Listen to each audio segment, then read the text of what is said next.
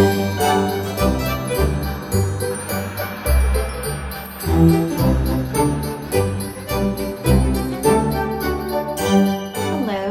welcome to our story tonight. It's the tale of Three Trees, a traditional folk tale retold by Angela Elwell Hunt. This is a story that I used to read to my children around Christmas time. Once upon a mountaintop, three little trees stood and dreamed of what they wanted to become when they grew up. The first little tree looked up at the stars twinkling like diamonds above him. "I want to hold treasure," he said.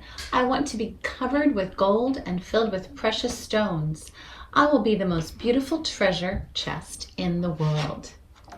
See, here he's dreaming. The second little tree looked out at the small stream trickling by on its way to the ocean. "I want to be a strong sailing ship," he said. "I want to travel mighty waters and carry powerful kings. I will be the strongest ship in the world." The third little tree looked down into the valley below where busy men and busy women worked in a busy town.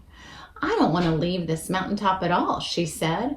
"I want to grow so tall that when people stop to look at me, they will raise their eyes to heaven and think of God. I will be the tallest tree in the world." Years passed, the rains came, the sun shone, and the little trees grew tall. One day, three woodcutters climbed the mountain.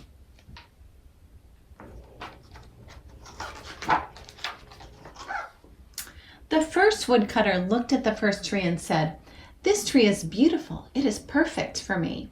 With a swoop of his shining axe, the first tree fell. "Now I shall be made into a beautiful chest," thought the first tree. "I shall hold wonderful treasure." The second woodcutter looked at the second tree and said, "This tree is strong. It is perfect for me." With a swoop of his shining axe, the second tree fell. "Now I shall sail mighty waters," thought the second tree.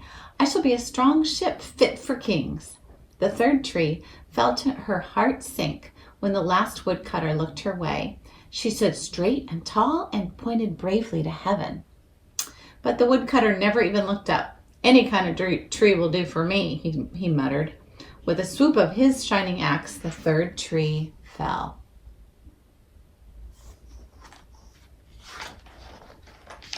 The first tree rejoiced when the woodcutter brought him to a carpenter's shop. But the busy carpenter was not thinking about treasure chests. Instead, his work-worn hands fashioned the tree into a feed box for animals. The once beautiful tree was not covered with gold or filled with treasure. He was coated with sawdust and filled with hay for hungry farm animals.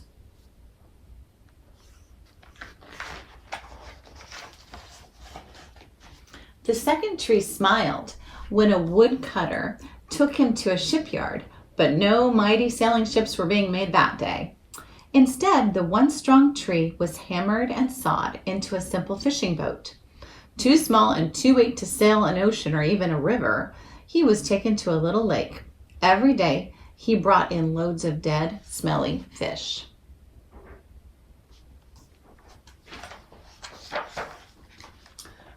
The third tree was confused when the woodcutter cut her into strong beams and left her in a lumber yard.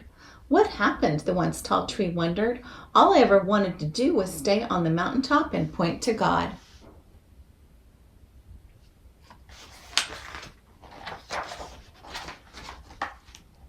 Many days and nights passed. The three trees nearly forgot their dreams. But one night, golden starlight poured over the first tree as a young woman placed her newborn baby in the feed box. "I wish I could make a cradle for him," her husband whispered.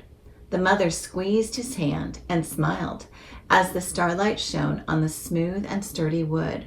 "This manger is beautiful," she said, and suddenly the first tree knew he was holding the greatest treasure in the world.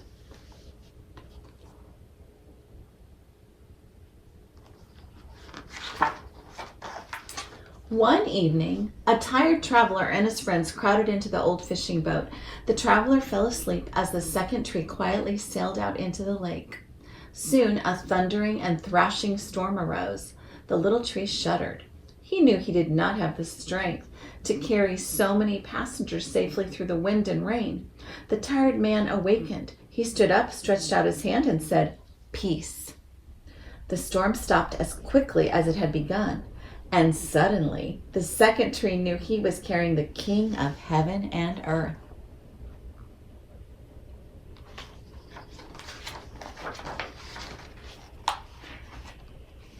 One Friday morning, the third tree was startled when her beams were yanked from the forgotten woodpile. She flinched as she was carried through an angry, jeering crowd. She shuddered when soldiers nailed a man's hands to her. She felt ugly and harsh and cruel. But on Sunday morning, when the sun rose and the earth trembled with joy beneath her, the third tree knew that God's love had changed everything. It had made the first tree beautiful. It had made the second tree strong. And every time people thought of the third tree, they would think of God.